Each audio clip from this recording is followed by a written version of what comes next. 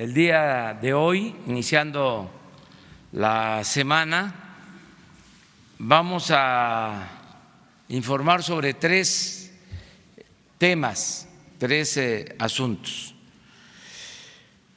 Primero, el celebrar, creo que esa es la palabra, el triunfo de la selección de atletas mexicanos en los Juegos Panamericanos de Perú. Fue una participación destacadísima que nos llena de orgullo. Vamos a informar sobre eso y vamos también a dar a conocer cómo se les va a apoyar a los 540 deportistas que participaron en Perú en los Panamericanos y que tuvieron muy buen desempeño. Se va a informar sobre la subasta de ayer. Se vendió la casa de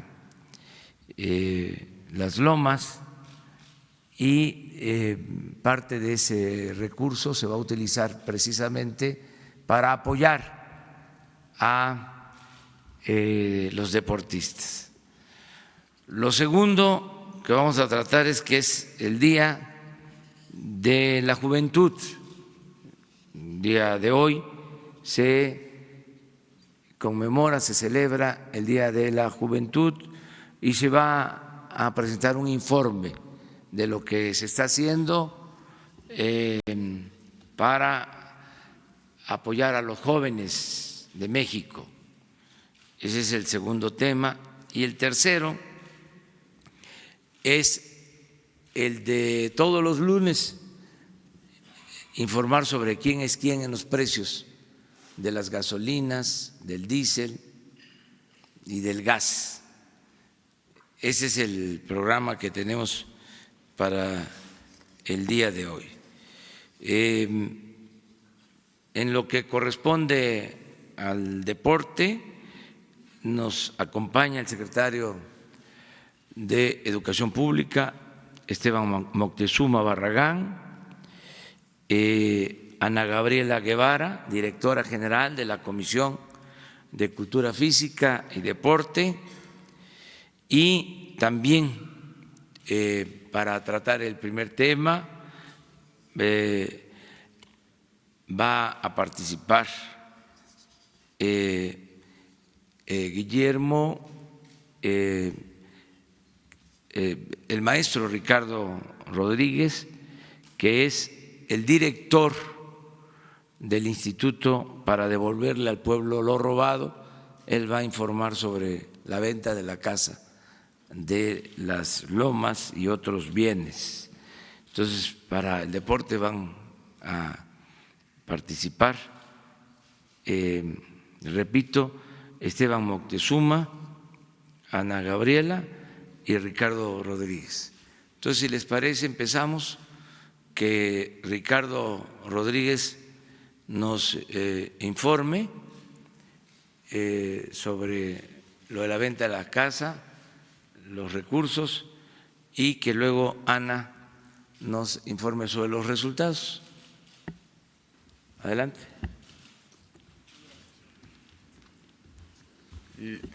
Muchas gracias, señor presidente.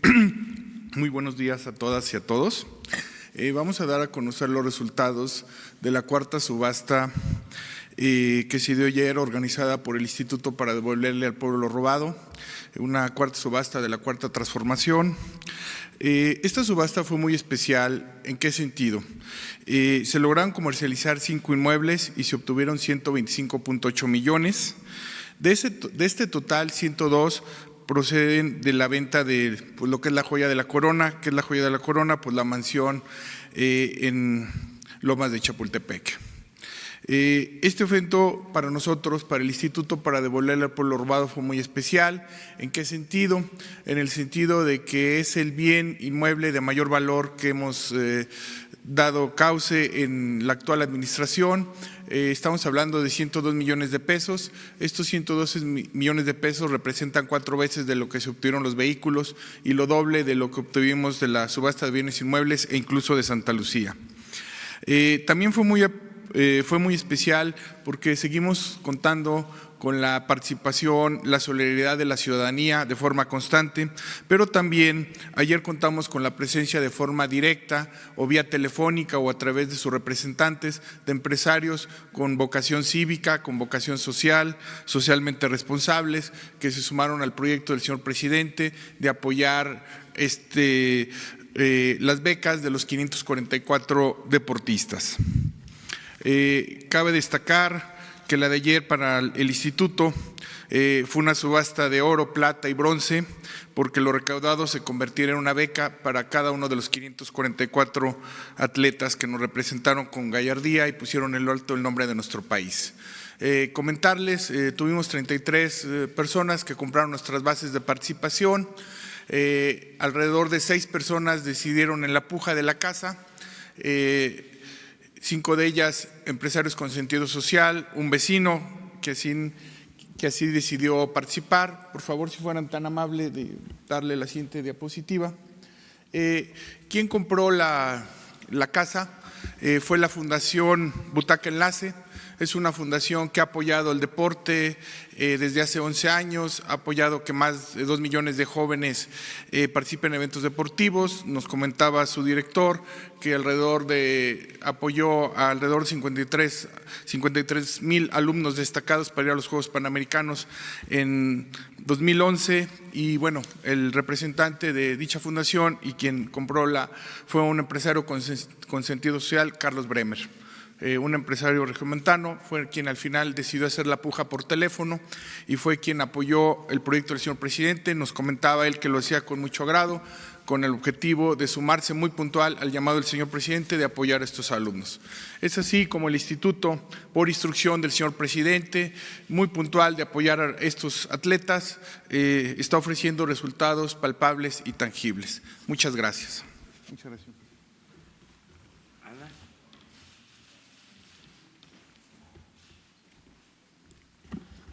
Gracias, muy buenos días a todas y a todos.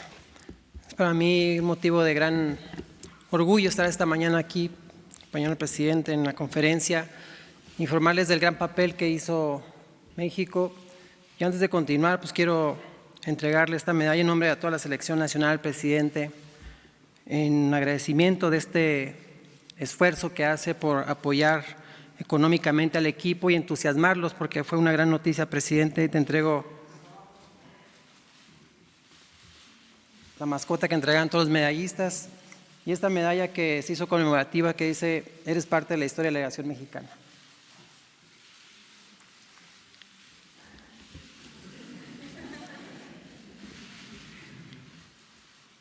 Ha sido una edición histórica para México en el deporte. Los Juegos Panamericanos de Lima vinieron a refrescar todas las cifras históricas que nuestro selectivo tenía a lo largo de 24 años que no habíamos logrado estar en el tercer lugar en el medallero. Logramos estar durante los primeros días en el segundo lugar, solamente por debajo de Estados Unidos, y a partir del quinto día que Brasil se posiciona en el segundo lugar, bueno, una pelea férrea contra Canadá, donde estuvimos peleando entre el cuarto y el tercer lugar, y donde finalmente pues logramos conquistar 40 de los 37 metales de oro que nos permitieron permanecer en el segundo sitio. Una competencia muy cerrada, donde México pues logramos hacer desde el primer día un despunte de las medallas de oro y que logramos destacar en deportes y en disciplinas en las cuales pues no hayamos tenido la oportunidad. El caso de la gimnasia rítmica, que teníamos muchos años de no obtener metales, y los deportes pues ya muy pues clásicos de nuestro país, como los clavados, el frontón, el taekwondo, que pues mantuvieron su hegemonía y mantuvieron su liderazgo dentro del certamen. Pasamos a la siguiente lámina. Aquí vemos un estimado de cómo se ha manifestado a lo largo de los Juegos Panamericanos México. La última referencia, tercer lugar, pues la tenemos en el 55 y vemos cómo se manifestó el número de medallas, y por mucho pues Lima supera, como les decía hace un momento, los históricos. Pasamos a la siguiente lámina.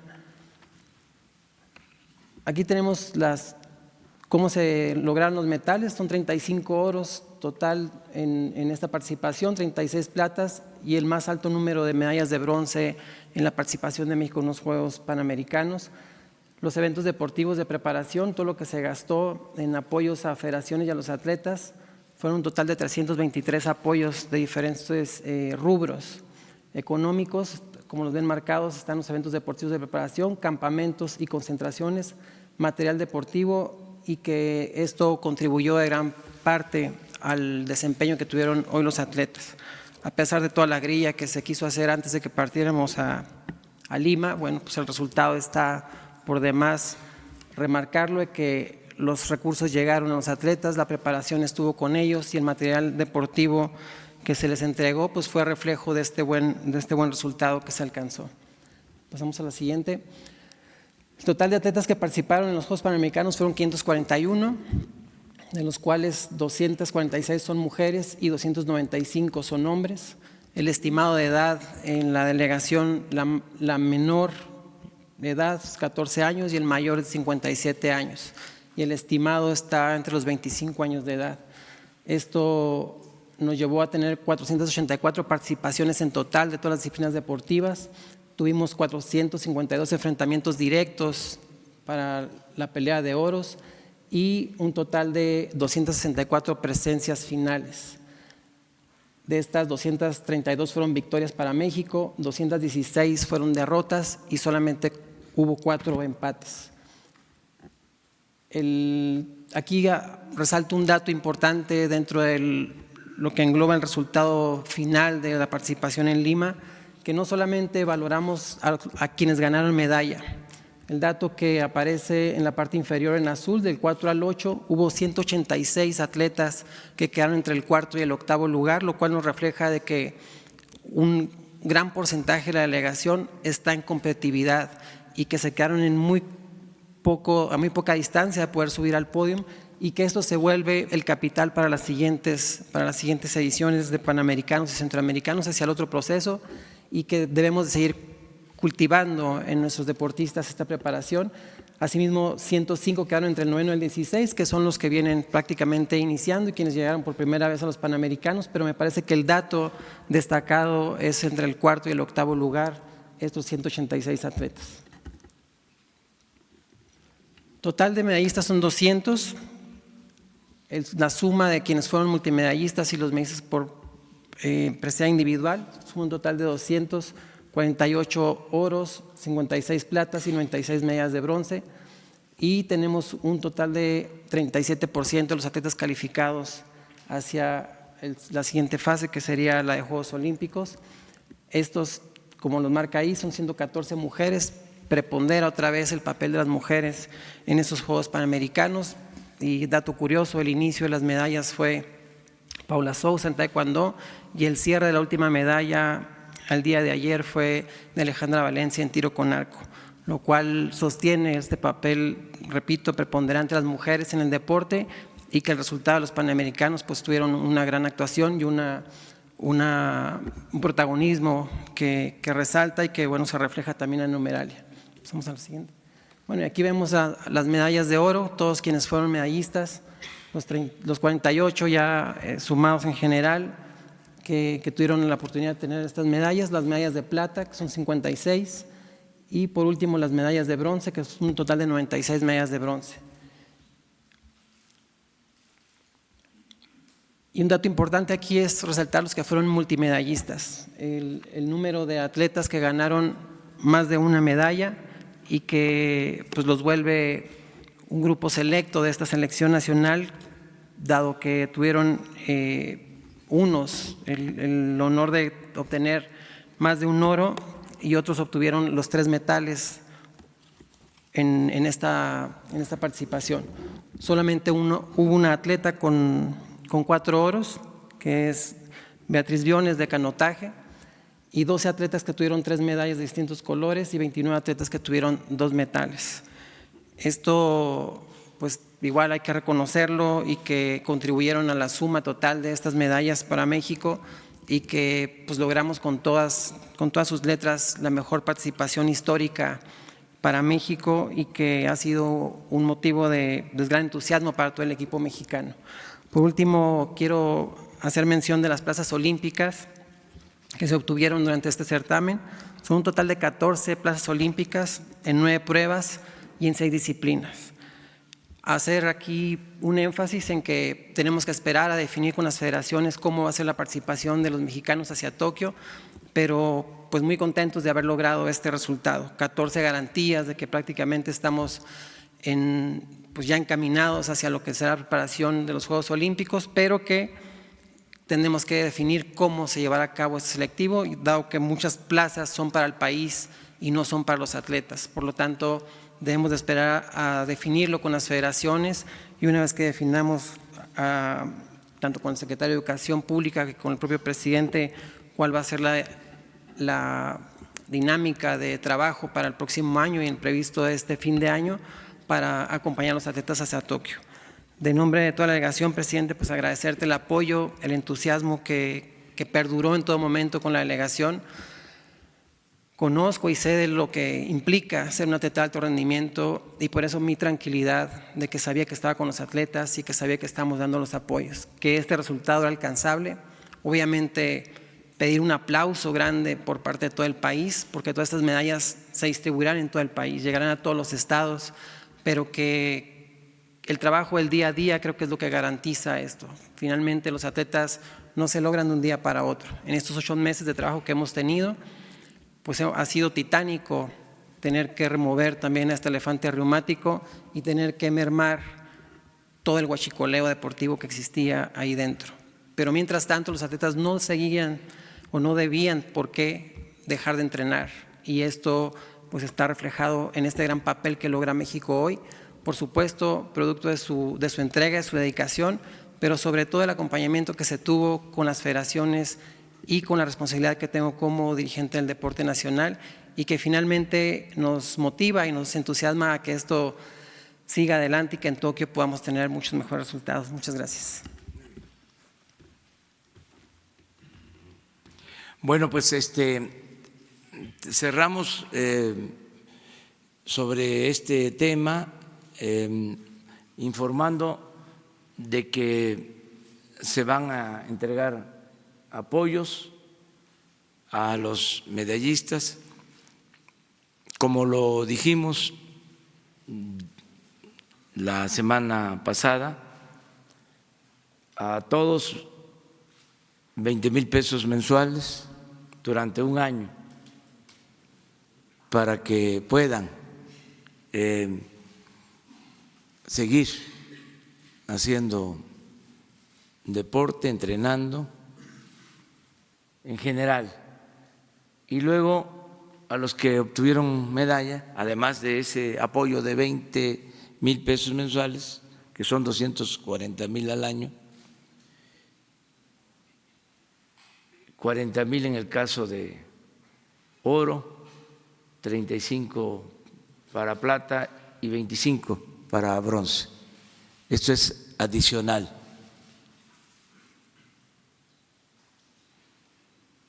Incluye también un apoyo a entrenadores.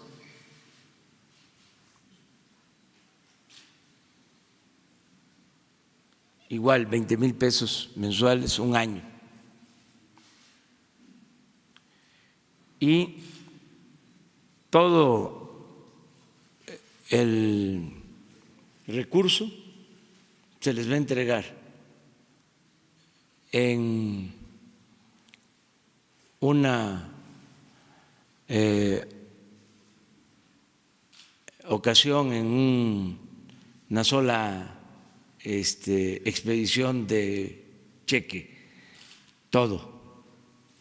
Esto es también como para en dar el ejemplo de que los deportistas y todos los ciudadanos mexicanos son responsables. Es su recurso, que ellos lo manejen, lo administren. ¿Por qué se los va a administrar el gobierno? ¿Por qué les vamos a ir dando mes con mes? Ya es todo el año una sola entrega. Y toda esa cantidad, el total, que son más de 200 millones de pesos, 222, se va a entregar a partir del jueves, que terminen ya de regresar de Perú. ¿Cómo se va a reunir este dinero?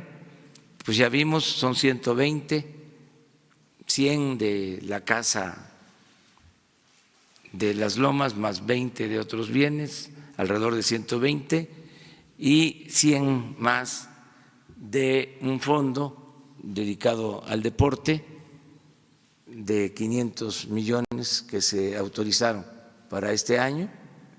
Se van a utilizar 100 de ese fondo de 500, de modo que nos va a alcanzar, y la Tesorería de la Federación va a elaborar, de acuerdo con Ana Guevara, con Esteban Moctezuma,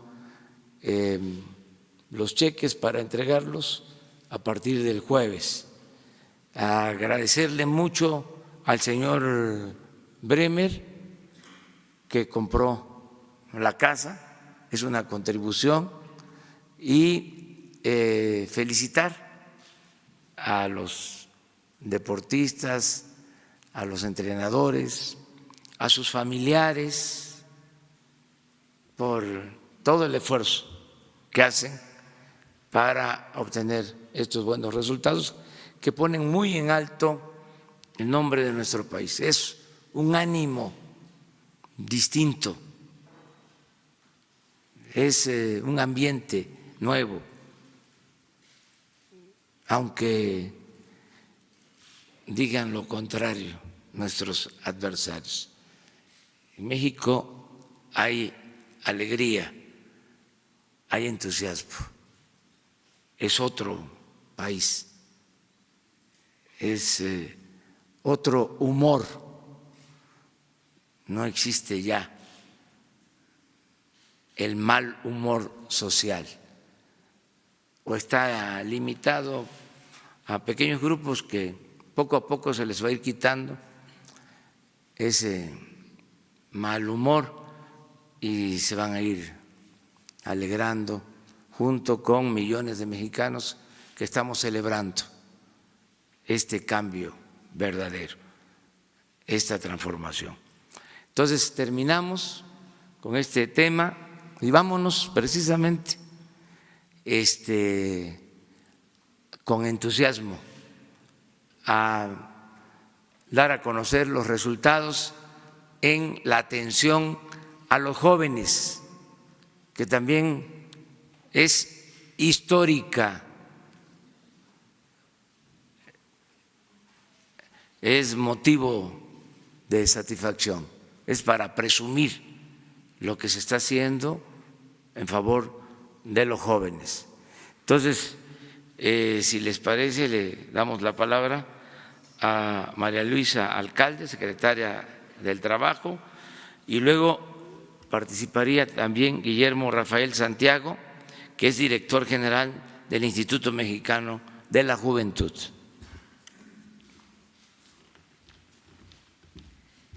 Gracias, presidente. Vamos a comenzar el día de hoy presentándoles un video de algunas experiencias de jóvenes que forman parte del programa Jóvenes Construyendo el Futuro. Adelante. Desde niño yo jugaba mucho a la plastilina antes, pero yo nunca supe que podría hacer esto. Trabajaban de limpieza, pero pues eso no tiene nada que ver con esto. Era muy forzado todo, los horarios, cómo te trataban. Voy a aprender demasiadas cosas, aparte de expresarme más con mis manos que solo nomás pensarlo, se puede plasmar en esto, porque si lo aprendo, ¿por qué no usarlo? Todos podemos hacerlo.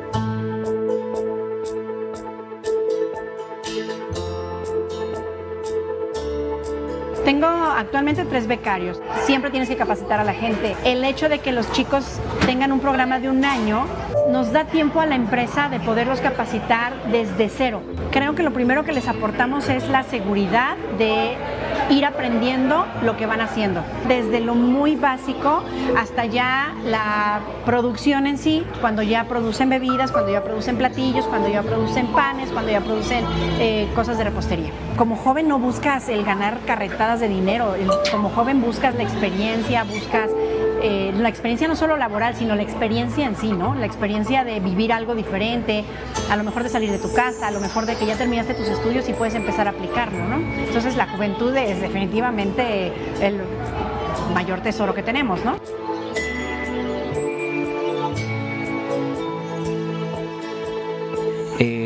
Me interesa mucho lo que es la construcción con bambú. He aprendido varias cosas y quiero aprender muchísimo más. Pues yo pienso que no solo se quede en este lugar, sino hacer mi propio emprendimiento tal vez, o junto con las personas que conozco aquí, junto con los compañeros, hacer una empresa y poder así pues beneficiar a otras personas de diferentes comunidades para generar empleo, evitar esta parte de lo que es de la migración. Mucha gente se va de su pueblo para pues sí buscando una vida mejor para su familia, para él mismo.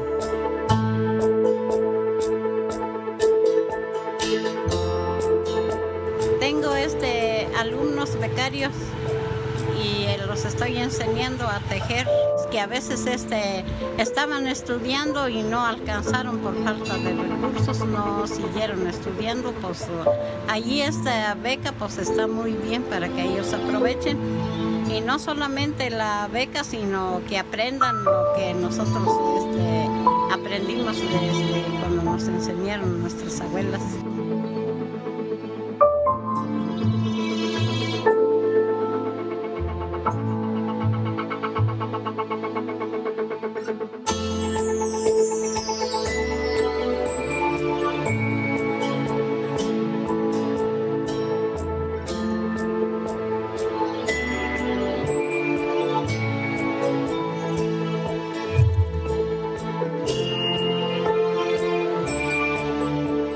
Gobierno de México. Bueno, presidente, informarle hoy, Día de la Juventud, cómo vamos en números en este programa. Al día de hoy tenemos 905,000 jóvenes aprendices alrededor del país que se están capacitando. Tenemos 181,000 tutores que están enseñando a los jóvenes sobre sus oficios, sobre sus actividades, sobre sus empresas, talleres. Tenemos 157,000 centros de trabajo que van pues desde el pequeño comercio hasta empresas más grandes. Respecto a el territorio nacional, estamos al día de hoy en el 96% de los municipios en México. Estamos haciendo un esfuerzo en estas semanas para incorporar a jóvenes indígenas y estar presentes en el 100% de los municipios del país. Respecto al género, seguimos con la misma tendencia con la que iniciamos. Hay más mujeres que se están incorporando al programa. Tenemos 58% de mujeres aprendices que están aprovechando, muchas de ellas madres de familia que aprovechan en el programa para incorporarse, y 42% hombres. Áreas de capacitación donde más jóvenes se han incorporado es en áreas administrativas. Crecimos mucho en cultura y deporte, después en área agropecuaria, ventas y comercio, y luego ya en menor tendencia, oficios, servicios, industria, electricidad, con profesionistas en despachos de abogados, de arquitectos, de ingenieros y ciencia y tecnología. La escolaridad de los jóvenes que han venido participando en el programa al día de hoy, el 15% tiene primaria, 24, casi 25% secundaria. Donde más jóvenes han venido participando son jóvenes con bachillerato concluido o bachillerato trunco, 40%, carreras técnicas 3.5%.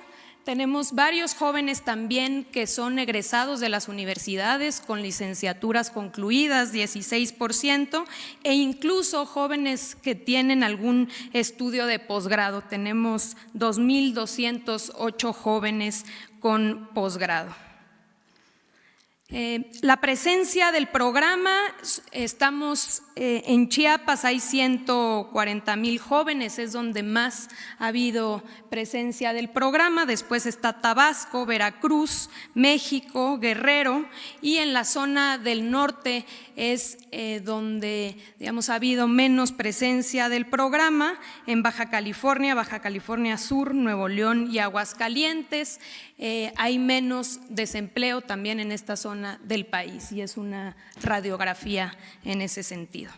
Tenemos 3.808 jóvenes con algún tipo de discapacidad que se están capacitando, discapacidad sensorial, auditiva, visual, de lenguaje o de comunicación, 2.377. Con algún tipo de discapacidad motriz, 777, con algún tipo de discapacidad mental, 250, y con otro tipo de discapacidades hay 364 jóvenes. Sobre todo aquí está digamos, una muestra de los tamaños de los negocios, de las empresas, de los talleres que reciben a los jóvenes, sobre todo los que más participan o han venido participando son pequeños negocios de 0 a 5 trabajadores, pero como puede ver, presidente, hay presencia de diferentes tamaños de empresa, incluso 1.610 empresas que tienen de 250 o más trabajadores. Consideramos que parte de los logros que se han conseguido a 8 meses de distancia, de entrada tiene que ver con eliminar la estigmatización de jóvenes que no estudian y no trabajan.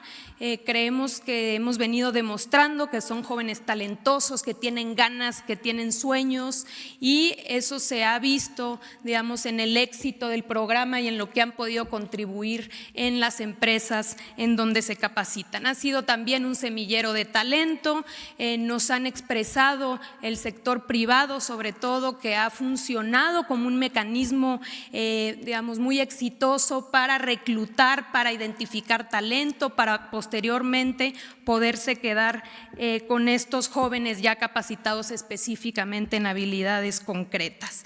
Y hemos venido realizando también herramientas de capacitación que ha servido a las empresas como, digamos, como un mecanismo no únicamente para capacitar a los jóvenes de este programa, sino incluso también a los propios trabajadores en general que tienen en las empresas. Tenemos varias alianzas estratégicas, primero con organizaciones que incorporan o reinsertan a jóvenes en conflicto con la ley, hemos venido trabajando con ellos, también con organizaciones que se encargan de jóvenes en situaciones de violencia o que tienen algún tipo de adicción, también con organizaciones que incorporan a jóvenes con discapacidad, y estas alianzas estratégicas han dado muy buenos frutos. Seguimos trabajando muy de cerca y muy de la mano con el sector privado, con las cámaras empresariales, tenemos constantemente reuniones de planeación, de seguimiento, de monitoreo, evaluación, incluso discusiones de áreas de oportunidad hacia el futuro. Y finalmente, presidente, pues más allá de las cifras, de los números, pues son historias. Hemos venido recorriendo el país, viendo cómo funciona este programa en el campo, en las zonas indígenas, en las ciudades, y cómo en este encuentro entre jóvenes y sus tutores pues se ha venido recuperando mucho las comunidades, jóvenes que nunca pensaron que en su comunidad, por pequeña que fuera, pudieran trabajar. Hoy están sembrando, hoy están haciendo textiles, y esa es la respuesta finalmente que este gobierno está dando a los jóvenes de México, que durante pues muchas administraciones y muchos años se les dio la espalda, y hoy ven en este programa pues una esperanza de futuro. Eso es todo, presidente.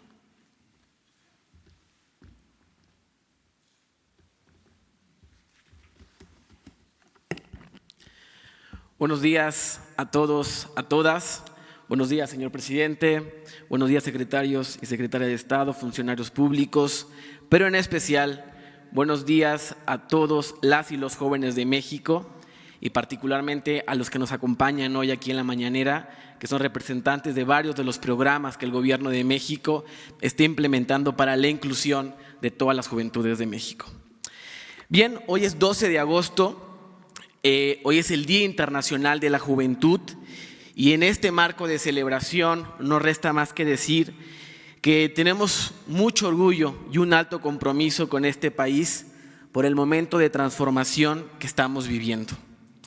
En nuestro país somos 37.5 millones de jóvenes, 14 millones de jóvenes arriba de los 18 años y aproximadamente 13 millones de entre 12 y 17 años.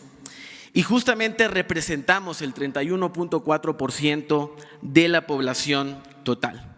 Somos uno de los sectores poblacionales más importantes del país y, sin lugar a duda, uno de los motores con más fuerza que está empujando el desarrollo y bienestar de México.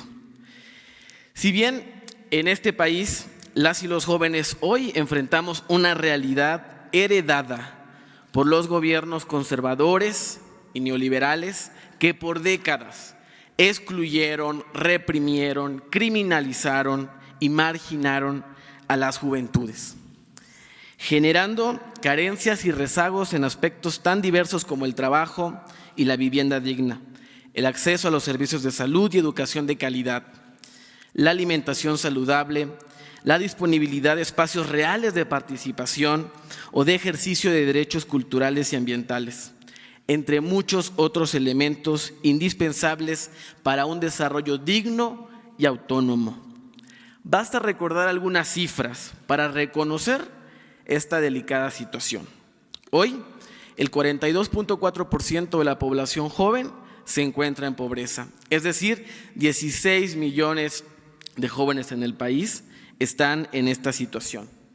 El 19.6% no puede acceder a servicios de salud pública y gratuita. Y, como bien se sabe, las juventudes han sido uno de los sectores que ha sufrido con más intensidad los embates de la violencia y inseguridad agudizada en los últimos sexenios. Tal es así que las muertes por homicidio representan el 25% del total de fallecimiento entre las juventudes. Efectivamente, la herencia que nos dejaron es una herencia pesada y trágica, porque, como bien se sabe, el Estado mexicano le dio la espalda a las juventudes por mucho tiempo, pero eso se terminó. Y hoy, con el Gobierno de México y junto con el presidente de la República, el licenciado Andrés Manuel López Obrador, estamos trabajando arduamente con un compromiso firme e incansable para cambiar nuestra realidad. Sabemos que es un camino cuesta arriba, pero no daremos marcha atrás, porque tenemos claro que este es un compromiso con el presente y con el futuro, pero también es un compromiso histórico, una reivindicación de las luchas que nos anteceden. Y aquí quiero hacer un breve paréntesis para honrar a los movimientos sociales, juveniles y estudiantiles que han marcado la pauta de la historia en nuestro país. Sin lugar a duda, han sido pieza clave en algunas de las más importantes transformaciones que ha atravesado nuestro país en el último siglo. Hemos demostrado una y otra vez que la dignidad y la voluntad creadora es elemento casi connatural de las juventudes de México y América Latina. Ejemplos como los movimientos de jóvenes trabajadores y estudiantiles de 1968, de 1971, que fueron piedra angular del cuestionamiento al viejo régimen autoritario. Así también las luchas del feminismo y los derechos de las diversidades, alimentadas por miles de jóvenes que han salido en todas las plazas públicas de la República para exigir el fin a la discriminación y a la exclusión. La lucha contra la privatización de la educación en los años 90. Igual, el movimiento Yo Soy 132, que alentó una crítica al poder en los medios de comunicación, y hace tan solo unos años, la lucha por la justicia y el esclarecimiento de la desaparición de los 43 normalistas de Ayotzinapa. Han fraguado una historia de una fuerza inimaginable. Todos estos movimientos y muchos más son parte del rostro de un México que ha exigido y ahora está construyendo una gran transformación que hoy pasa a través de nuestras manos. Es por todo esto que en esta nueva etapa de la historia nacional, el Gobierno de México ha decidido reconocer a las personas jóvenes como sujetos de derecho, con un papel central y reconociendo la capacidad de agencia de las juventudes, viéndonos como agentes de cambio. Esas épocas en donde se nos hacía invisibles y se nos miraba como agentes de riesgo, pues ya no están presentes. Afortunadamente, hay un cambio y muy grande en el país. La existencia de una inversión sólida inédita de más de 311,308 millones de pesos para las juventudes en los distintos programas que hoy atienden a las y los jóvenes. Son más de 60,000 millones de pesos adicionales a lo que el año pasado se recibió para las y los jóvenes. Pero lo más importante es que estos recursos están siendo orientados para atender las causas estructurales que por mucho tiempo nos hicieron a un lado de la historia.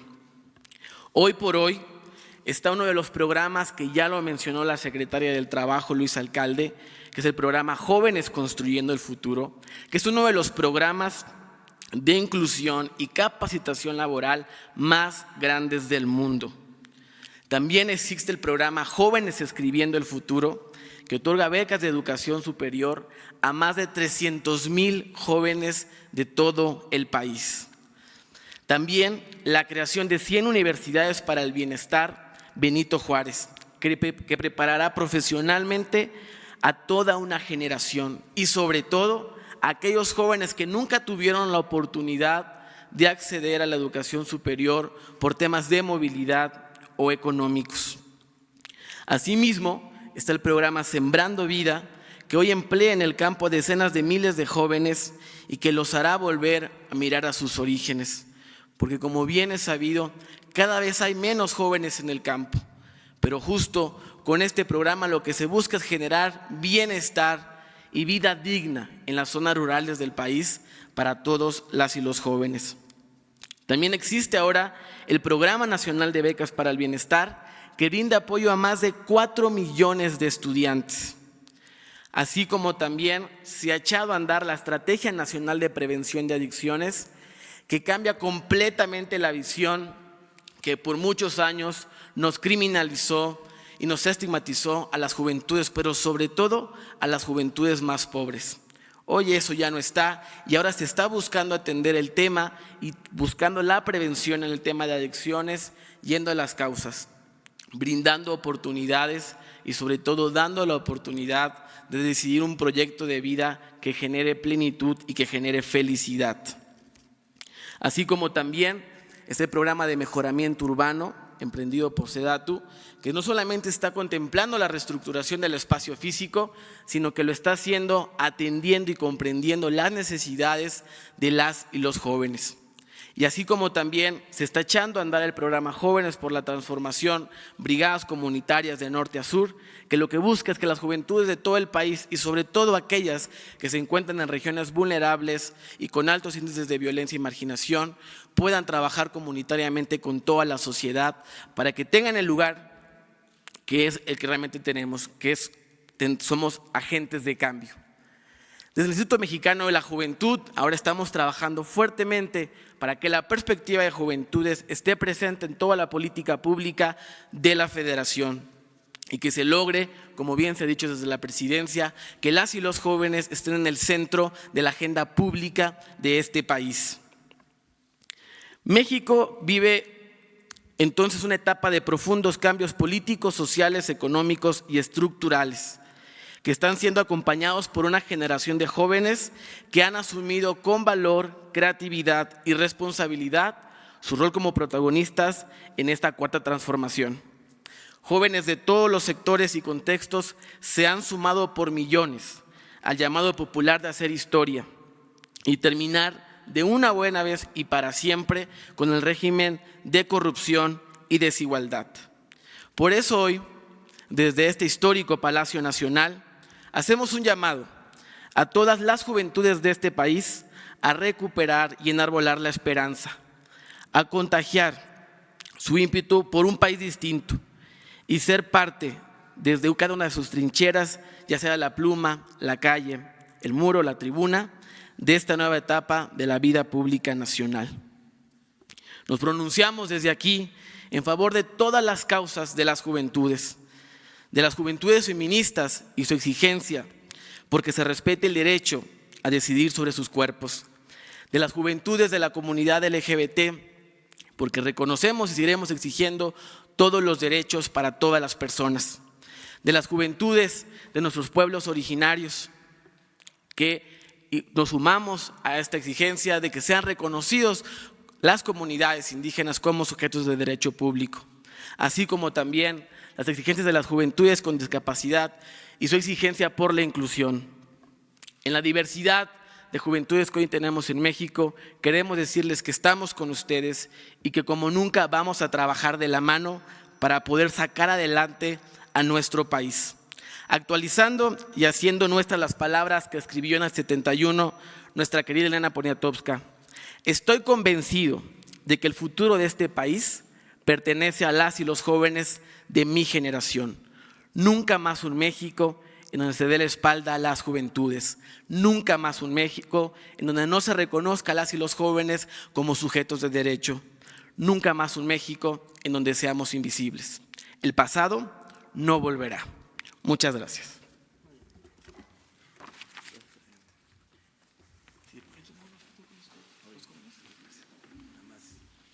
Ricardo.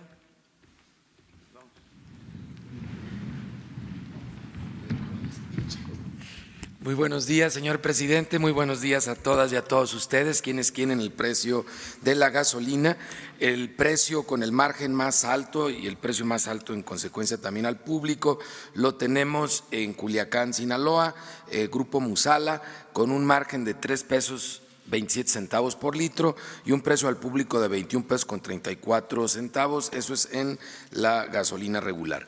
Mientras que el margen más bajo lo tenemos en gasolina regular en Grupo Divala SADCB, en Centro Tabasco, con un margen de 16 centavos por litro y un precio al público de 17 pesos con 69 centavos por litro.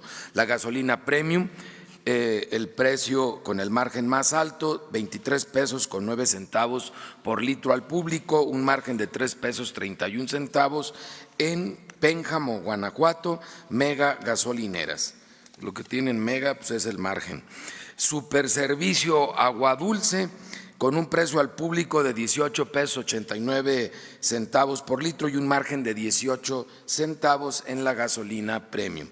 Mientras que en el diésel tenemos el margen más alto con 3 pesos 23 centavos que lo tiene Orsán del Norte en Monterrey, Nuevo León, con un precio al público de 21 pesos 96 centavos y para el diésel el precio al público 19 pesos con 28 centavos por litro de operadora tabasqueña Edmagra en Centro Tabasco con un margen de 20 centavos.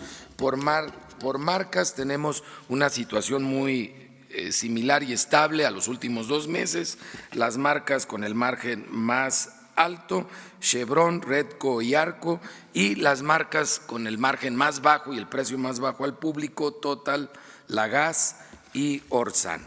Viendo el tema de verificación en el caso de gasolinas, tuvimos 352 denuncias presentadas en la app de litro por litro, se hicieron 281 visitas. Esto habla de que varias de las quejas eran repetidas sobre algunas de las mismas gasolineras, por eso no hay coincidencia. Y son 4 que no permitieron la verificación en la semana pasada. Inmovilizamos 30 de 3,199 bombas, 30 fueron inmovilizadas. Las 4 que no permitieron verificar es una en Puebla, una en Zitácuaro, Michoacán, una en Emiliano Zapata, Morelos y otra en Coatlancingo, Puebla. Y en cuanto a la app, tuvimos 2,000 descargas adicionales. Hacemos un llamado ahora que están los jóvenes que nos ayuden a que continúen las descargas de esta app que es muy útil para los consumidores. Estamos en 87,160 descargas con muy buenos comentarios de los usuarios, y en la app el precio más bajo, la gasolina más barata en el país regular está a 17 pesos con 54 centavos por litro, mientras que la más cara en 21 pesos con 85 centavos por litro. En Premium, la más barata 18 pesos con 39 centavos por litro en Medellín, Veracruz, y la más cara a 23.29 en Pénjamo, Guanajuato. Y en diésel, la más barata Medellín, Veracruz, a 18.43 por litro, y la más cara en Churumuco, Michoacán, a 23 pesos con 8 centavos por litro. En el caso del gas LP, el gas en tanque estacionario, el precio y el margen más alto, un margen de 5 pesos con 30 centavos en La Paz, Baja California, gas Menjuc, a 10 pesos 69 centavos por litro el precio al público. El más económico precio al público, 6 pesos con 79 centavos por litro. En Santiago, Mihuatlán, Puebla, Central de Abastos, Tehuacán, que varias veces se ha distinguido ya esta empresa por tener los precios más bajos en el país. 10 gas SADCB, el precio más alto en cilindros, 20 pesos con 30 centavos por litro, y el precio más bajo en cilindro lo ofrece Servigas en Tarímbaro, Michoacán, a 13 pesos con 56 centavos por litro. Y en el caso de la verificación de gas LP, reportamos que hubo 30 visitas. De esas 7 resultaron con infracción y hubo 3 negativas a verificación, que se suman al futuro operativo ya de las negativas en gas LP que no hemos realizado hasta ahora. 26 vehículos verificados, 4 fueron inmovilizados por fallas. En esta ocasión, de los 30 autotanques, todos estuvieron bien. 31 lotes de cilindros que se verificaron con 188 cilindros, 20, que es el 2%, encontraron fallas y se retiraron del mercado. Es un porcentaje ya bastante bajo el que estamos encontrando. Muchas gracias. Pues muy bien, esta es la información amplia, porque se trataron 3 temas importantes: lo que tiene que ver con el desempeño de los deportistas mexicanos en los Juegos Panamericanos, el buen desempeño de estos atletas mexicanos, lo relacionado con la celebración del Día de la Juventud y el programa Jóvenes Construyendo el Futuro. Es muy importante subrayar que casi 1 millón de jóvenes están trabajando como aprendices en todo el país. Para tener también otro parámetro, este programa significa una inversión que no un gasto de 40,000 millones de pesos al año. Todo esto es posible porque no se permite la corrupción. Todo lo que se robaban ahora se utiliza para financiar estos programas. Y también se puede tener presupuesto, se liberan muchos fondos porque ya no hay lujos en el gobierno. Ya no hay los sueldos elevadísimos que existían, ya no hay instituciones como el Estado Mayor Presidencial, que tenía 8,000 elementos, ya no se viaja en aviones, en helicópteros privados, ya no hay pensión para los expresidentes, ya no hay atención médica privada para los altos funcionarios públicos. En fin, hay una política de austeridad republicana con el criterio de que no puede haber gobierno rico con pueblo pobre. Por eso ahora nos alcanza el presupuesto y se atiende a quienes no eran tomados en cuenta. Lo que hicieron, en el caso de los jóvenes, en los gobiernos anteriores, lo único fue etiquetarlos, llamarlos de manera despectiva ninis, que ni estudian ni trabajan. Y nunca hubo un programa para atender a los jóvenes, como se está haciendo en la actualidad. Entonces, abrimos, si les parece, la sesión de preguntas y respuestas.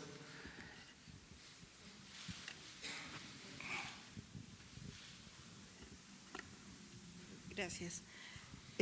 Presidente, si me permite hacerles una pregunta a algunos de los integrantes y luego con usted.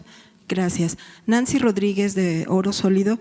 En primer lugar, a la directora de CONADE, usted nos hablaba de un tribunal deportivo y que iba a pedirle al presidente a ver si podía hacer un decreto o una iniciativa preferente. ¿Cómo va en eso a la licenciada? Gracias. Sí, gracias. El proyecto se está trabajando. Finalmente es una decisión del presidente y es una facultad del presidente el nombrar a los integrantes del actual organismo, que es la CAD, el de apelación y arbitraje deportiva, pero se está elaborando el proyecto para presentárselo al presidente y si así lo decide que se pudiera llevar a cabo. Un tribunal, dado de los últimos sucesos que se han dado en el país, de quienes se fueron, quienes desertaron por participar por México y otras irregularidades de carácter administrativo, deportivo que se han suscitado en el deporte y que facilitarían mucho más las cosas, mucho más expedito, pero bueno, es un proyecto que se está trabajando, no se lo hemos podido presentar al presidente, pero se está trabajando. Gracias. Al licenciado Rodríguez, al director del SAE, licenciado Rodríguez, si fuera tan amable de decirnos si habría la posibilidad de que nos pudiera dar una lista de las casas o bienes muebles que están en revisión y fueron asignadas a las ONGs, el nombre de las ONGs y sus titulares, y si podemos conocer los inmuebles que estarán en subasta próximamente. También quisiera preguntarle, porque en redes sociales hay alguna duda sobre la famosa Casa Blanca del presidente Peña Nieto.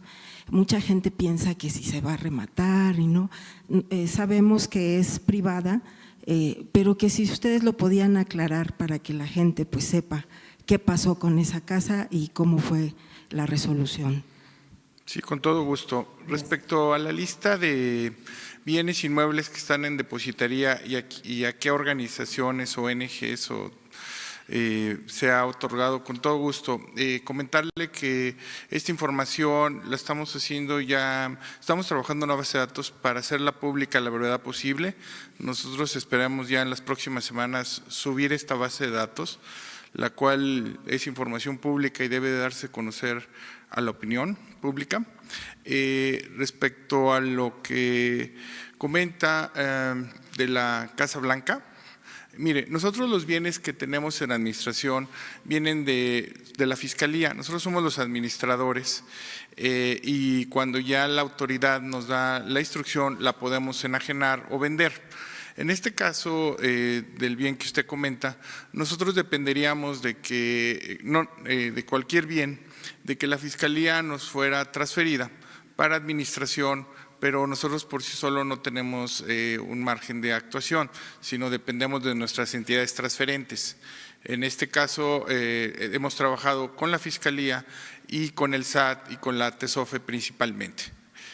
¿Y sí podrían darnos un informe de cómo quedó esa casa, nada más para que la ciudadanía sepa en qué condiciones están? Bueno, al Instituto para devolverle al pueblo robado, creo que en este momento no tendría o no le correspondería hasta que no la otra entidad así fuera, se iniciara un proceso, si ese fuera el caso, pero hasta este momento yo no tengo ninguna información al respecto que fuera el caso. Ok, gracias. Al director del INJUVE, no sé si nos podría dar un poquito de su currículum y dónde estudió, quién es, y en lo particular me gustó su exposición, si me hace favor, gracias.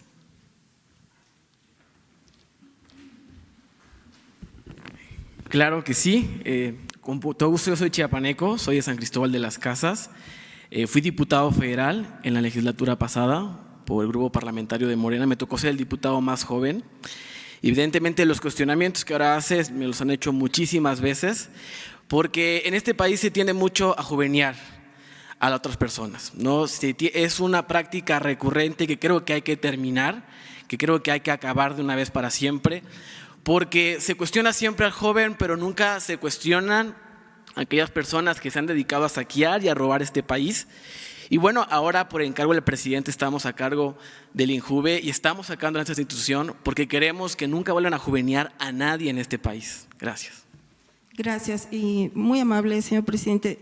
Nada más por último para usted, hay algunos senadores, bueno, el presidente de la Comisión de Agricultura, el senador Narro, y algunos diputados que le están pidiendo una derogación de la reforma salinista, le llaman ellos, del artículo 27. ¿Cuál sería su posición? Gracias, es todo. Sí, todo se está revisando, pero tenemos ya definido el paquete de iniciativas de ley que consideramos fundamentales para llevar a cabo, como se está haciendo, la cuarta transformación de la vida pública de México. Lo que nos importa más es acabar con la corrupción. Entonces, se avanzó para que hechos de corrupción sean considerados delitos graves, porque era increíble que no se contemplaba a la corrupción como un delito grave y el que cometía un acto de corrupción podía salir bajo fianza. 25 años estuvimos así. Entonces, para nosotros lo fundamental es acabar con la corrupción, que consideramos es el principal problema de México. Hay desde luego otros problemas grandes, graves, pero la cuarta transformación en esencia significa desterrar la corrupción del país y añadir el que haya un gobierno austero y que no se permita la impunidad.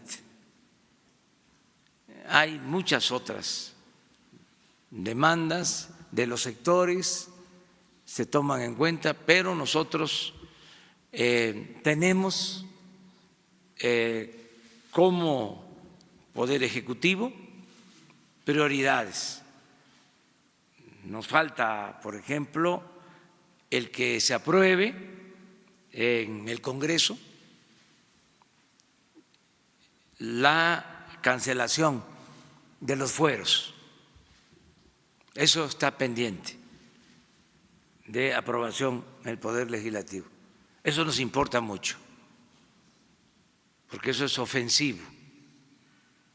No se le puede dar un trato de privilegio a diputados, senadores, jueces, magistrados, ministros, secretarios o al presidente de la República. Eso se tiene que eliminar. También está pendiente el que se lleve a cabo como práctica democrática la revocación del mandato, que haya democracia participativa, que el presidente pueda ser removido si así lo decide el pueblo, que es el soberano. Y la revocación del mandato es, en el caso que nos ocupa, que en el 21 se le pregunte a los mexicanos si quieren que continúe o que renuncie el presidente. El pueblo pone y el pueblo quita. Y no están los legisladores resolviendo sobre este tema. Ellos deberían, lo comento con todo respeto, que no se vaya a interpretar de que estoy entrometiéndome en lo que corresponde al Poder Legislativo, pero hace falta trabajar más, es mucho tiempo. El periodo extraordinario en el que no se legisla, no se trabaja, tiene que ampliarse el periodo ordinario, porque hay pendientes. Nos falta, por ejemplo, la aprobación para que no haya defraudación fiscal con facturas falsas. Hay temas pendientes. Entonces, queremos también que ahora que regresen el día 1 de septiembre, enviar una iniciativa para reformar el artículo 28 de la Constitución y prohibir la condonación de impuestos a los llamados grandes contribuyentes por todo el saqueo que hubo, de que los de mero arriba no pagaban impuestos, se les condonaban los impuestos.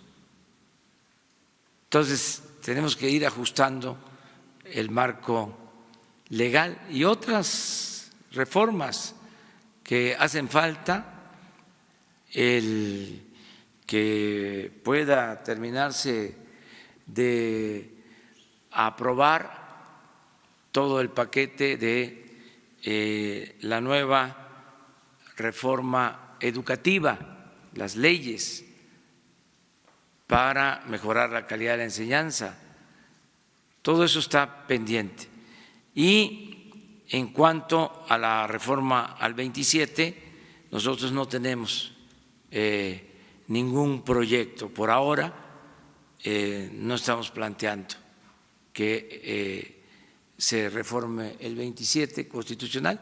Es una demanda de los campesinos y de las organizaciones campesinas que se debe de plantear. Yo recuerdo, nada más para que se sepa, que los legisladores tienen ellos la facultad para presentar iniciativas, así como las tiene el Ejecutivo.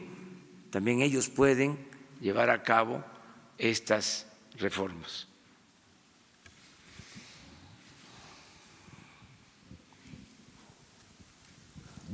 Gracias. Buenos días, presidente. José Sobrevilla. Es del interés del Mañana de Nuevo Laredo saber su opinión sobre el 17 y 18 va a ser la cumbre mundial de aduanas.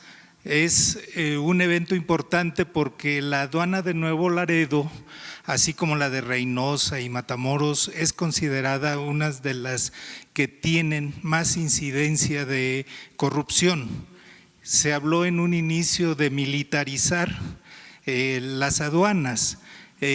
¿Cuál es su opinión al respecto? Bueno,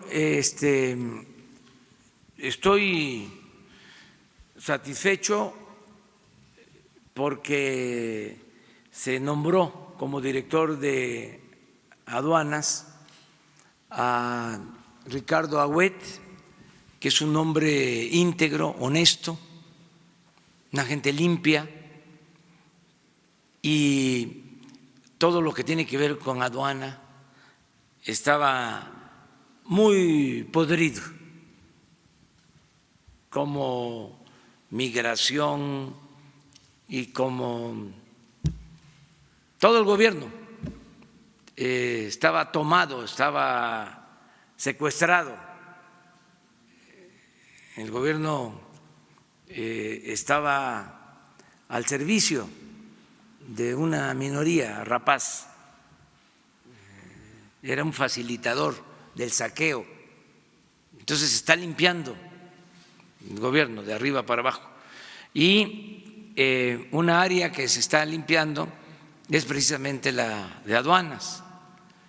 Entonces, con Ricardo Agüet hay garantía de que vamos a ir mejorando todas las aduanas en la frontera, en los puertos, donde prevalecía la corrupción. Incluso hasta organizaciones del crimen organizado tenían el control de puestos aduanales. Todo eso se está limpiando. Entonces yo espero que pronto tengamos ya mejores resultados, porque empezamos arriba, presidencia. Yo sostengo en los pueblos que la corrupción en México, contrario de lo que se piensa, no se da de abajo hacia arriba, no es de un pueblo, de un municipio a Palacio Nacional, al Zócalo, aquí a la Ciudad de México. La corrupción se fomentaba, se toleraba y se reproducía de aquí, del Palacio, para abajo, hacia los pueblos. Entonces había que empezar a erradicarla de esa manera, de arriba para abajo, como se limpian las escaleras. Y ya empezamos arriba. No se da el visto bueno a ningún negocio sucio, no se tolera ningún acto de corrupción. Arriba.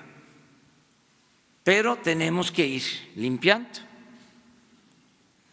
tenemos que limpiar todo el gobierno de corrupción.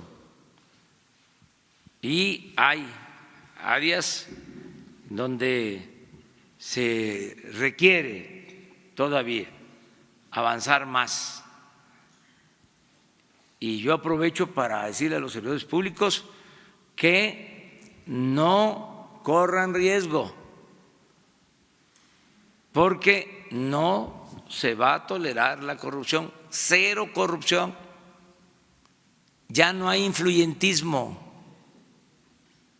No es de que me va a proteger mi padrino que tengo arriba. Ya no hay padrinos. Ya se acabó eso. Y les recuerdo que ya es delito grave la corrupción. El que cometa un acto de corrupción va a la cárcel sin derecho a fianza. Entonces, que lo piensen por ellos, por sus familiares. Nada de negocios al amparo del poder público. El que no quiera vivir con su sueldo o no le alcance, que le busque por otro lado en la iniciativa privada, que ponga su propio negocio y puede ser que obtenga más beneficios, más ingresos, pero el gobierno no es para hacer dinero. El gobierno no es una fábrica de nuevos ricos, eso se terminó. Entonces, en el caso de aduanas, va la limpia y estamos muy contentos con la llegada de Ricardo Agüet, que es una gente íntegra, incorruptible. Eso es muy importante, el que los servidores públicos sean honestos, de esos que prefieren heredar a sus hijos pobreza, pero no deshonra. Entonces se va avanzando y nos da mucho gusto el que la gente esté ayudando, contribuyendo en este plan de acabar con la corrupción. Vamos de este lado. Presidente Cayetano Lucero, de Vigilia Sonora. Usted ayer en Zacatecas habló algo muy importante sobre la homologación de los sueldos de los trabajadores de las minas, y pues quisiéramos saber cómo se va a hacer esta gradualidad para lograr pues homologar esos sueldos, que son 10 veces menores aquí en México que en Canadá y en Estados Unidos. Y otra de las cosas, pues que ahora que vaya a Sonora se dé una vueltecita pues por el río Sonora para que se dé cuenta de que ni siquiera hay un pequeño hospital para atender a los enfermos que se quedaron abandonados, y que se dio una vuelta por Cananea, donde usted dice que el sistema de salud en México está por el suelo, pues para que vea que cómo está esta situación en Sonora. Gracias, presidente. Sí, voy a estar en Sonora, voy el día 1 y el día 2 de septiembre y luego pues seguramente voy a regresar, y ya estamos estableciendo comunicación con empresarios mineros, con dirigentes sindicales, mineros, porque se va a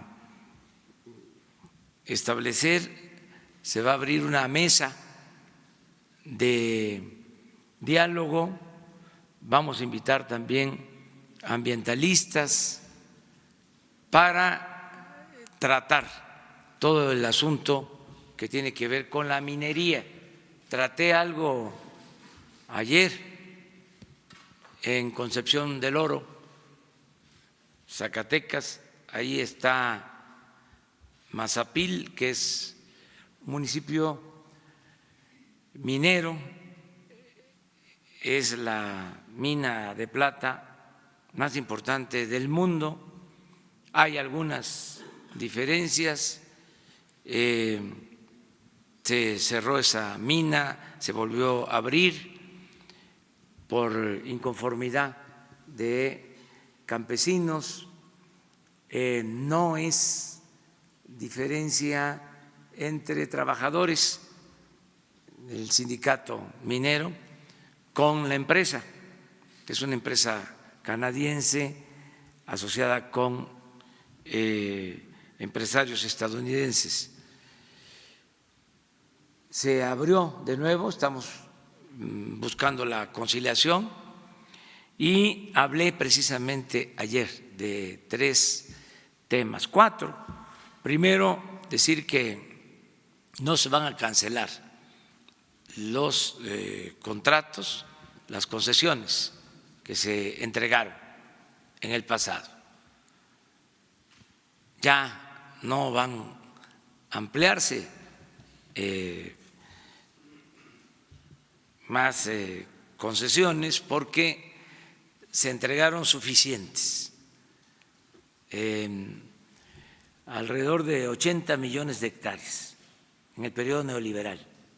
Nunca en la historia de México, ni siquiera en la época de Porfirio Díaz, se había enajenado tanto suelo patrio. 80 millones de hectáreas, como el 40% del territorio nacional. Nuestro país tiene 200 millones de hectáreas. Entonces, pues no se acaban nunca eso, esa extensión. Es para 1000 generaciones. Entonces, ¿para qué tanta tierra concesionada? Lo cierto es que en muchos casos se utilizan las concesiones para la especulación financiera. Es como lo que pasaba en el siglo XIX, las tierras de manos muertas que estaban ociosas. Bueno, pues esa es la razón por la que ya no hacen falta nuevas concesiones. Lo segundo, o sea, lo primero es mantener las concesiones actuales y ya no entregar nuevas concesiones, porque no hacen falta. Solo que se apueste a la especulación financiera y no a producir.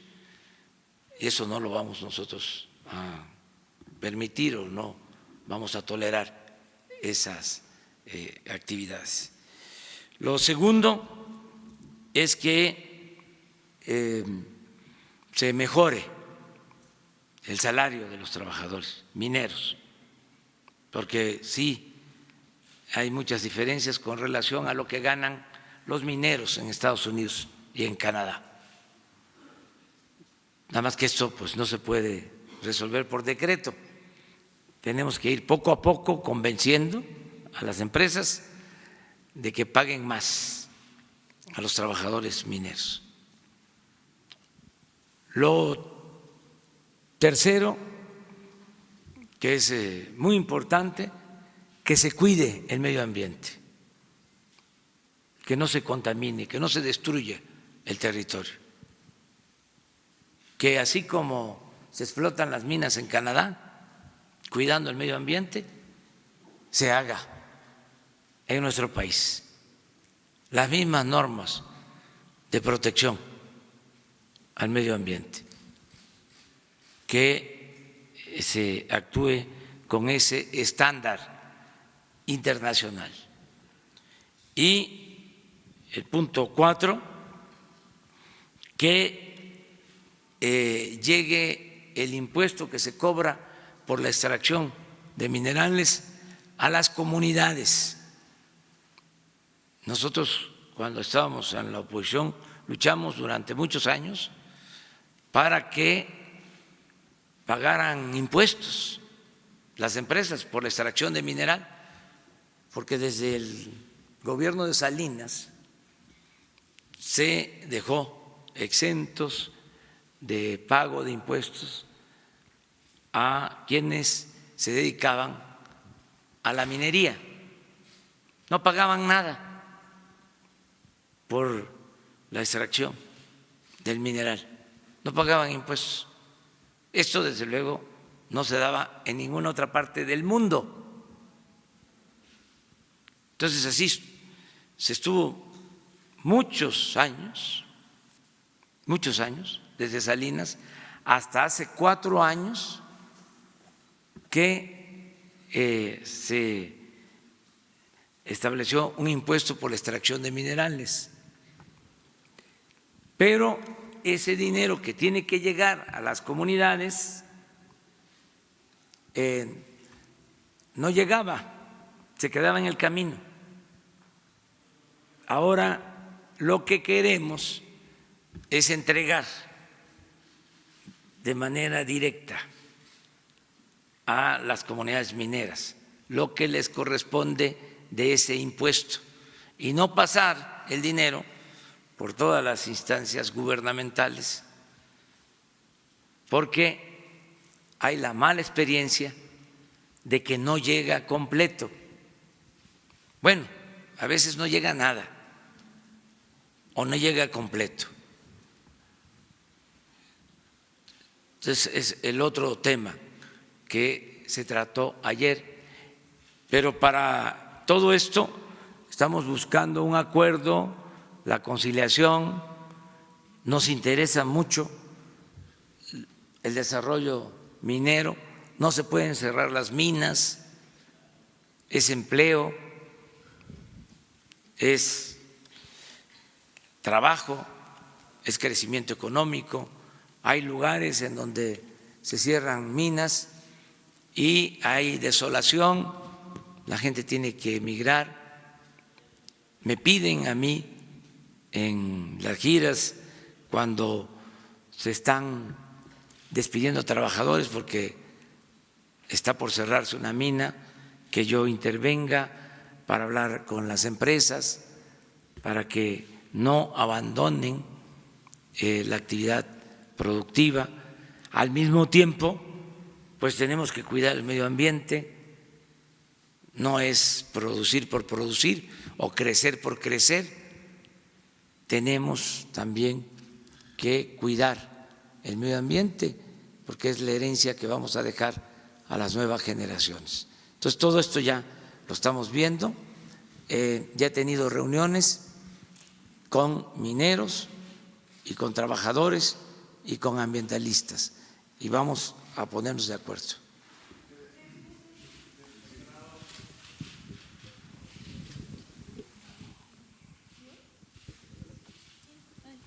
¿Tú? ¿Yo? Ok. Gracias, presidente. Y luego tú. Gracias, presidente. Buenos días. Preguntarle sobre 2 temas. El primero, ayer se dio a conocer que quedarán sin fondos la Olimpiada Mexicana de Matemáticas para el segundo semestre de este año. Saber si es así, confirmarlo. No es cierto. ¿Y por qué y cuál sería la razón entonces por la que habrán denunciado esto? Porque pues son nuestros adversarios, o sea que se la pasan inventando cosas. Entonces, ¿habrá fondos suficientes para esto? Sí, pues, ¿cómo no? Eso ya hasta me da flojera, la verdad. Pero te contesto de que no hay ningún problema, no se van a quedar sin recursos. Al contrario, les puedo decir que hace relativamente poco nos pidieron un apoyo para participar en un seminario internacional que se llevó a cabo en China para jóvenes talentos le pedí al secretario de Comunicaciones y Transportes que se hiciera cargo y sacaron primeros lugares. Se está ayudando mucho, como nunca, a la ciencia, a la tecnología, a la educación. ¿Qué pasa? Que hay inconformidad con los que manejaban todos estos programas y era un tinglado burocrático que se fue creando y todo el apoyo se quedaba en estas instituciones y ahora pues ya no se entregan esos fondos a todas estas oficinas que fueron creando y se apoya de manera directa. No hay ese propósito. Y segundo, preguntarle su opinión sobre quienes aseguran que quien ganó ayer la elección interna del PRI es su gallo, hablan sobre la cercanía con Alejandro Moreno. Pues también me da flojera. No me meto en eso.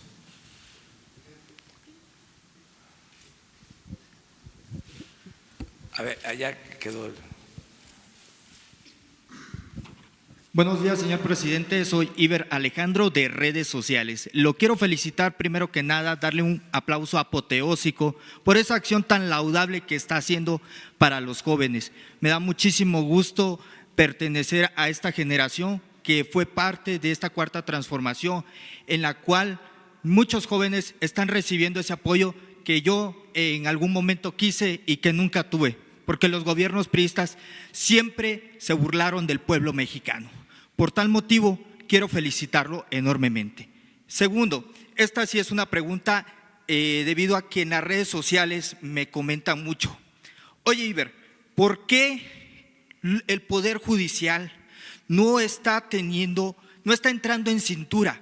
No va en la cuarta transformación eso. Se están burlando del pueblo cuando dicen que se reducen el 25% de su salario, ganando así 200,000 pesos, es una burla para el pueblo. No mentir, no robar, no traicionar al pueblo. Usted dijo que no va a actuar, no los va a despedir. La gente inclusive está proponiendo hacer una marcha para que los destituyan.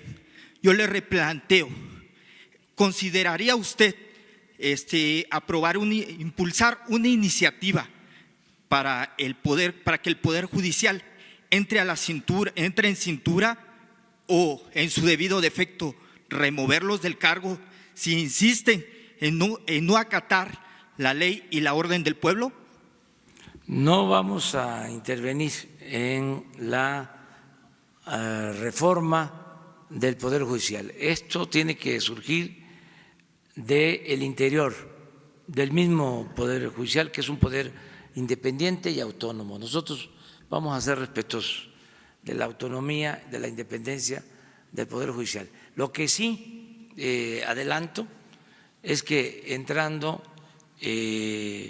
la legislatura en periodo ordinario, a partir del día 1 de septiembre, voy a enviar otra iniciativa para que se perfeccione lo que establece el 127 de la Constitución y que no haya duda ni motivo de interpretaciones para que ningún servidor público del Estado gane más que lo que obtiene el titular del Poder Ejecutivo. No es de que ya hubieron amparos y ya se quedó así, que miembros del Poder Judicial o de estos organismos supuestamente autónomos van a ganar 200, 300,000 pesos mensuales. eso no. Vamos a insistir hasta que, con mucha claridad, en la Constitución se limite, se prohíba el que haya sueldos elevadísimos, porque eso es ofensivo al pueblo de México, sobre todo habiendo tanta pobreza. En eso no vamos a ceder. Esto aprovecho para decirlo. Sin embargo, pues jueces, magistrados, ministros son independientes, son autónomos, y no tengo yo el propósito, lo digo, de enviar ninguna iniciativa de reforma constitucional para modificar el funcionamiento del Poder Judicial. Esto se hizo durante el gobierno de Ernesto Zedillo. Yo no voy a actuar de esa forma, yo nada más llamo, exhorto a que en el mismo Poder Judicial se trate este asunto, que se vaya limpiando de corrupción, que se actúe con integridad, con honestidad, que no haya asociación delictuosa, vinculación de jueces, de magistrados, con grupos de intereses creados, con la delincuencia común y con la delincuencia de cuello blanco. Que el Poder Judicial esté a la altura de las circunstancias, pero eso les corresponde a ellos. Le tengo confianza al presidente de la Suprema Corte de Justicia y creo que deben de estar atendiendo este asunto, porque sí hay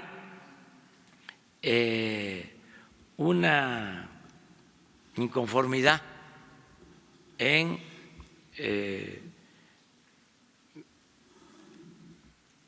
algunos mexicanos. Yo no quiero decir que sea la mayoría, pero sí existe un sector que está inconforme con la manera, el desempeño del Poder Judicial.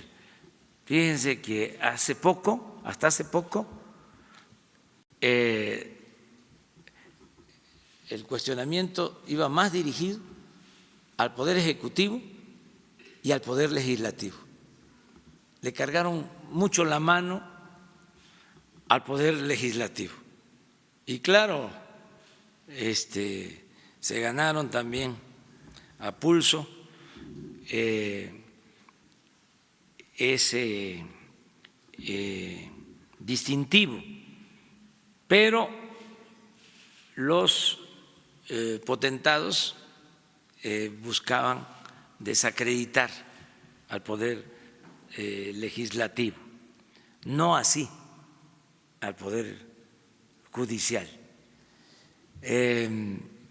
Y ahora, con el cambio, se está cuestionando más, esa es mi apreciación, al Poder Judicial que al Poder Legislativo.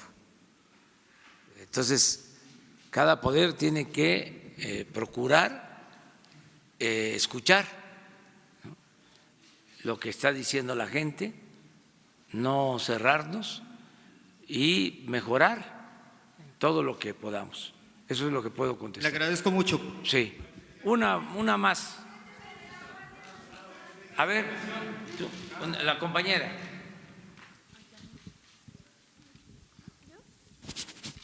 Ay, no lo veía, perdón. Buenos días, señor presidente y secretarios. Preguntarle, el día de ayer un grupo de delincuentes desarmó a la Guardia Nacional en Tlaxcala al asaltar un tren de carga, y también este fin de semana se estuvieron dando, se registró la baja de un efectivo durante un operativo de la Guardia Nacional. Preguntarle qué informes le han dado sobre estos acontecimientos contra la Guardia, de estos actos de violencia, y si va a haber alguna atención o se va a procurar mayor seguridad, cómo se va a atender este tipo de conflictos para también proteger a los elementos de la Guardia Nacional y mejorar su operación, que no se vean rebasados por órganos delictivos. Y si me permite, ahorita le haría otra pregunta. Gracias. Bueno, sí, el fin de semana hubo un enfrentamiento, una agresión a la Guardia Nacional en Guanajuato. Ya se conocen los resultados. Hubo muertos, fallecidos, tanto de la delincuencia, y falleció un elemento, un oficial del Ejército, en este enfrentamiento. También se presentó una agresión a la Guardia Nacional en Tlaxcala porque se pretendía robar un tren, saquear unos vagones de un tren, y los delincuentes que encabezaban este operativo convocaron a pobladores, un poco lo que se hacía y llevó a la desgracia en Hidalgo cuando la explosión por el huachicol. Esta es una práctica que debemos de combatir, sobre todo llamando a la gente a que no participe como escudo protector de delincuentes, que la gente no participe en estos robos, en estos actos delictivos, que no se dejen llevar por las bandas de delincuentes. El pueblo es honesto, sobre todo el pueblo humilde, el pueblo pobre, en las comunidades, en los pueblos de Tlaxcala, en todos los pueblos de México hay una gran reserva de valores culturales, morales, espirituales, que no se pierda eso, que si hay necesidad, si no tienen opciones, no tienen alternativas, que nos busquen. Hay muchos programas, estamos hablando de los jóvenes, todos los jóvenes de 18 a 29 años que no tengan empleo pueden ser contratados como aprendices y ganar 3,600 pesos mensuales. Y hay muchos programas. Entonces, no hay ninguna justificación para dejarse enganchar por las bandas, por la delincuencia. Entonces, es el llamado que hago a toda la población. Actuaron los de la Guardia Nacional también con mucha prudencia. No dejo de reconocer que los soldados, los marinos, están actuando de manera muy profesional, muy responsable, protegiendo al pueblo, porque el soldado es pueblo uniformado, pertenece a las comunidades, son hijos de campesinos, hijos de obreros, hijos de mecánicos, hijos de comerciantes, los integrantes de las Fuerzas Armadas. Y nos están ayudando mucho a enfrentar esta terrible descomposición social que se fue creando por el abandono al pueblo y porque los malos gobernantes se dedicaban nada más a saquear, a robar, y le dieron la espalda a los jóvenes y le dieron la espalda a los mexicanos. Entonces ahora las cosas están cambiando, pero nos queda ese remanente.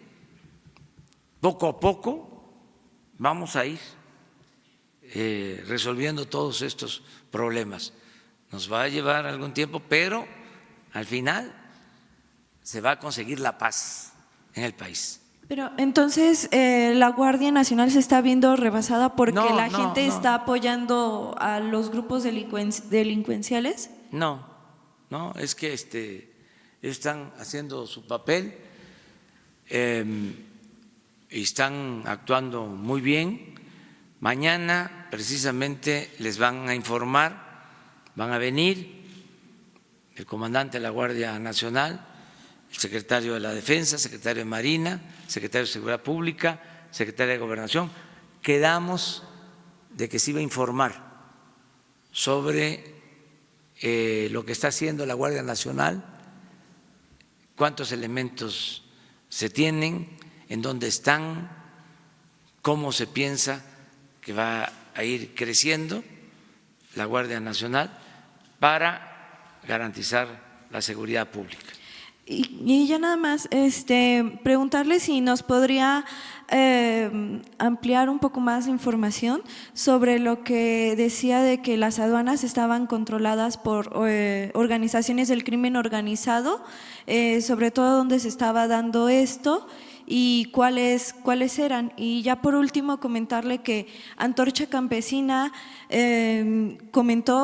anunció que va a crear su propio partido político y que para las elecciones del 2021, cuando usted lleve a cabo la revocación de mandato, que ellos incluso podrían hacer una campaña para que se vote en contra de que usted continúe con el mandato. Gracias. Bueno, están en su derecho.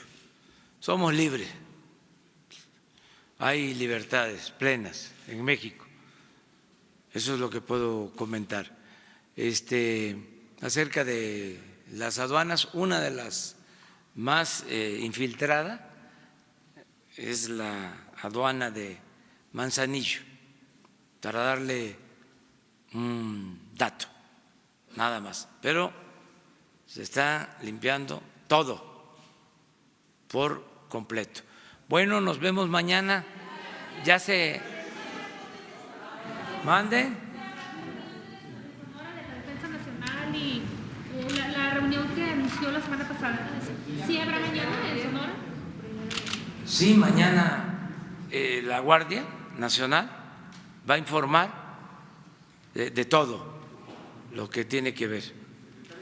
Y lo de Sonora también. Usted dijo que iba a ir el 13 de agosto. Ah, sí. Creo que es mañana después de estar aquí, creo que van a ir a Sonora. Ese es el informe, ¿verdad? Sí, van a tener una reunión, creo que en Guaymas, me parece. Muy bien. Nos vemos mañana, ¿no? Quedan para mañana. A ver, 3. Jesús. El asunto de las vacunas, presidente.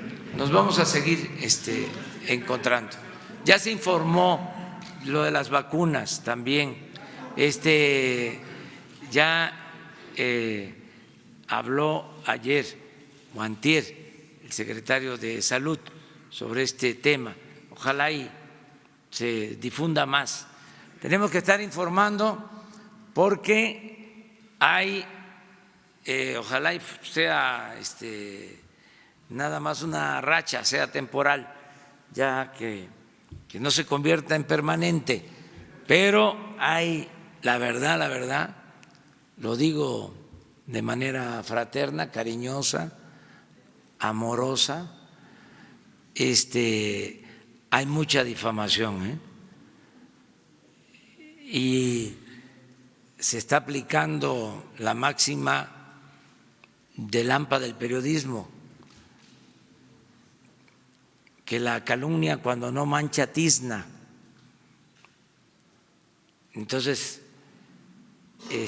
así fraternamente, cariñosamente, hay que informar con profesionalismo, con objetividad. Ya sabemos, pues, que no nos ven con buenos ojos los conservadores corruptos y sus medios de información, pero por encima de todo tiene que estar la verdad, porque si no,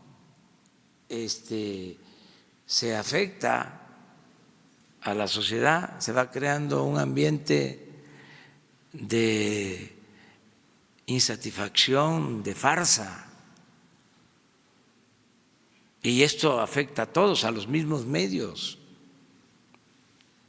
Hay que actuar con rectitud, con integridad. Hay que decir la verdad y hacer a un lado la doble moral, el doble discurso, la hipocresía. Se molestan mucho los columnistas, los expertos, que dicen que son sermones los de la mañana, según